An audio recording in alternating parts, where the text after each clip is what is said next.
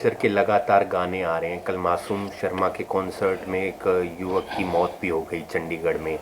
किस तरीके से देखते नहीं, हैं? देखिए ये बहुत गलत है। इससे सोसाइटी में गलत विकार आ रहे हैं और नौजवान इससे अपने आप को शो करने के लिए वो बहुत ज़्यादा जोश में आते हैं। तो ये ऐसा नहीं होना चाहिए।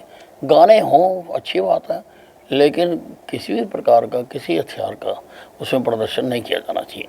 सर जेपी नड्डा साहब से आपकी मुलाकात हुई थी, कोई खास वो तो बात? मिलते रहते हैं, कोई ऐसी बात नहीं। ऐसी चर्चा है सर, मनोहर लाल को राष्ट्रीय अध्यक्ष बनाया जा नहीं सकता है। नहीं, ये केंद्रीय नेतृत्व का मामला है, इस पे मैं बोलने के लिए अधिकृत नहीं हूँ। प्रदेश अध्यक्ष का भी चुनाव है सर आने वाले हाँ जी, दिनों हाँ जी, में। वो सारा हमारा नेतृत्व तय करता है। सर रॉबर्ट वाड्रा ने कहा है कि ईडी उन्हें तंग कर रही है। अब ईडी तो अपना काम कर रही है और ईडी करेगी, और ईडी उन्हीं का ही करती है जिन्होंने गलत काम किए हुए। आम आदमी को तो बुला के कुछ नहीं करती वो ईडी। कुछ ना कुछ तो होता ना जी।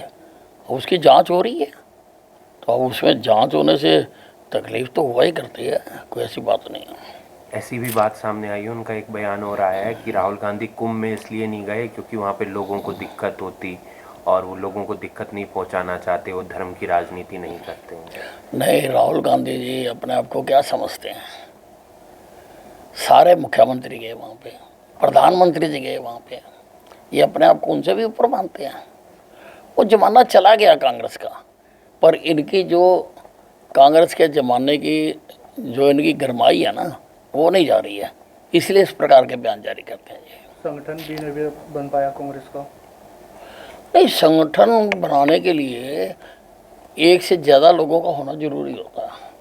इनमें तो एक ही आदमी है सारी पार्टी में, ऊपर से लेकर नीचे तक, राहुल गांधी, और तो कुछ है ही नहीं। प्रतिपक्ष के नेता के बिना इस बार सत्र देखने को मिला। हाँ, ये देखिए, अब इनके पास पर्याप्त तो संख्या भी है, लेकिन ये जो इनडिसिसिवनेस है, कांग्रेस नेतृत्व किसी भी निर्णय लेने में सक्षम नहीं रहा, और ये यही नज़र नहीं आ रहा, ये प्रदेश दर प्रदेश में भी नज़र आ रहा है। सभी जगह पर इसी प्रकार से हो रहा है और कोई वो निर्णय ठीक ढंग से ले नहीं पाते हैं। इसी कारण से अब इतने दिन हो गए, लगभग 6-7 महीने हो गए, अभी तक वो विपक्ष का नेता का तय नहीं कर सके। यूपी में फैसला लिया गया है सर, नवरात्रों पर मीट की दुकानें बंद रहेंगी। क्या ऐसा फैसला हरियाणा में भी होना चाहिए? ये देखिए, ये स्वयं के जो प्रयास से सबको करना चाहिए।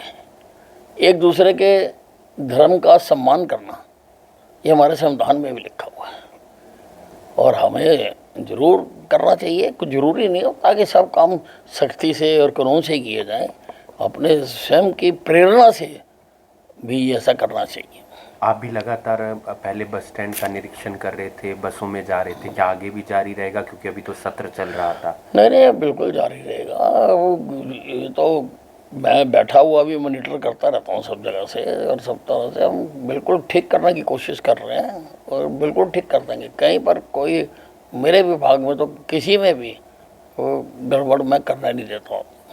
सर एक मामला है संभल का, जहाँ पर जामा मस्जिद की बात है। वो जामा मस्जिद सरकारी ज़मीन पर बनी हुई है, ऐसा सरकार की जो स्टेटस रिपोर्ट है उसमें सामने निकल कर आया है। मस्जिद की जो रिपोर्ट थी उसमें गलत जगह बताई गई या गलत रिपोर्ट पेश की गई। देखिए, अब ये सारी चीज़ें खुल खुल के सामने आ रही हैं कि किस प्रकार से कुछ लोगों ने धक्के से इस प्रकार से निर्माण किए। अब उसकी जांच हो रही है, जांच होने के बाद सारी सच्चाई सामने आएगी। और वहाँ तो योगी जी हैं, योगी जी तो दूध का दूध और पानी का पानी कर देते हैं। अनिल विज की सुनवाई होती है सरकार में, अब कोई दिक्कत तो नहीं?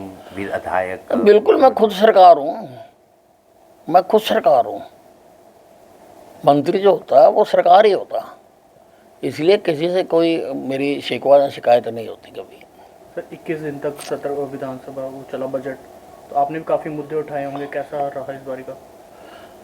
नहीं, ठीक रहा बजट, और इस बार पहली बार है कि इतना लंबा बजट चला है और सारों को अपनी अपनी बातें रखने का मौका मिला है, ये बहुत अच्छी बात है। ये स्वस्थ प्रजातंत्र की निशानी है कि स्वस्थ प्रजातंत्र है हमारे प्रदेश में।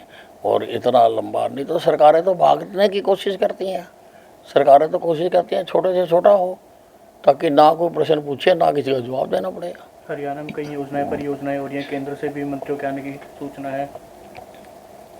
तो देखिए, यमुनानगर में हम 800 मेगावाट का थर्मल पावर प्लांट लगाने जा रहे हैं। ये बहुत बड़ी बात है कि हमारी जो जनरेशन कैपेसिटी है उसमें इजाफा होने जा रहा है। उसके साथ साथ हम खेदड़ में भी हम एक और प्लांट लगाने के लिए हमारी तैयारी चल रही है। पानीपत के भी जो है उसकी भी कैपेसिटी बढ़ाने के लिए हम विचार कर रहे हैं। तो अब देखिए, अब समय आ गया कि अब सारा का सारा लोगों को अधिक बिजली की ज़रूरत होती है। ये वो टाइम तो चले गए जब घर में एक पंखा ही चलता था। आज तो एसी भी चलता है, वॉशिंग मशीन भी चलती है, मिक्सी भी चलती है, तो ज़्यादा बिजली चाहिए। अब ज़्यादा अगर चाहिए तो जितनी जनरेशन है अधिक से अधिक हमें करनी चाहिए। हालांकि हम लोगों को दिक्कत नहीं आने देते हैं, क्योंकि अगर ज़्यादा जिन दिनों में पीक होता है तो हम बाहर से खरीदते हैं, पर जो बाहर से खरीदते हैं वो हमें बहुत महंगी पड़ती है। जहाँ तो लॉन्ग टर्म एग्रीमेंट हो उसमें तो महंगी नहीं पड़ती है, लेकिन अगर शॉर्ट टर्म पे हम खरीदते हैं तो हमें उसके बहुत ज़्यादा पैसे देने पड़ते हैं। लोगों से तो हम उस प्रकार से ले नहीं सकते हैं। तो उसका दूसरा तरीका यही है कि हम अपनी जनरेशन कैपेसिटी बढ़ाएं। और उसका तीसरा तरीका जो अल्टीमेट तरीका है वो है कि हम अपनी सोलर जनरेशन की क्षमता को बढ़ाएं। उसके लिए हम लगातार प्रयास कर रहे हैं। उसके लिए सरकार सब्सिडी भी दे रही है, जो 2 किलोवाट तक का है उसके ऊपर केंद्र सरकार की भी सब्सिडी है, हरियाणा सरकार की भी सब्सिडी है।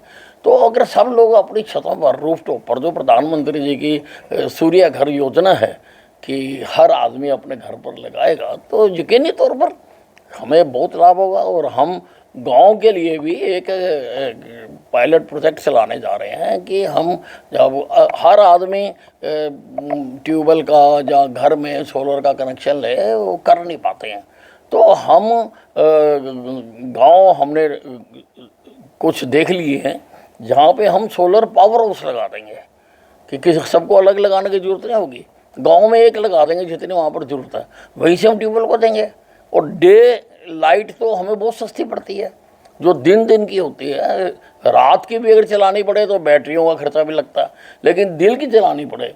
और ट्यूबवेलों को तो हम चाहते हैं कि सारा दिन मिले, किसानों की हमेशा मांग भी रही है।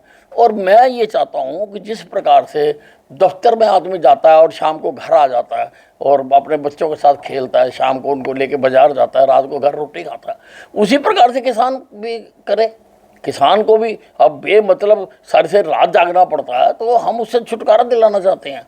इसलिए हमारा पूरा प्रयास है कि हम अधिक से अधिक ये जो डे सोलर लाइट है वो हम लगा सकें, ताकि वो सस्ती भी पड़ती है और जो बिजली के ऊपर ओवरऑल लोड है वो भी कम हो सके। कल अमित शाह जी भी आ रहे हैं सर हिसार। मेरी जानकारी में नहीं है। शुक्रिया सर।